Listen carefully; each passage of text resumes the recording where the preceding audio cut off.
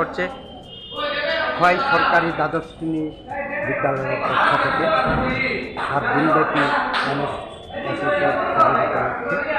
আজ রক্তদান অনুষ্ঠিত হয়। আমরা সবাই জানি রক্তদান জীবনদান, সেই লক্ষ্যকে সামনে রেখে আমরা আজকে রক্তদানের শুরু করেছি। কতজন দিয়েছে? এখন পর্যন্ত 15 জন রক্তদান করেছে এবং আরও আছে, কন্টিনিউ চলছে, 3টা পর্যন্ত চলছে। কই দিন চলবে এই ক্যাম্প? আজকেই একদিনের রক্তদান।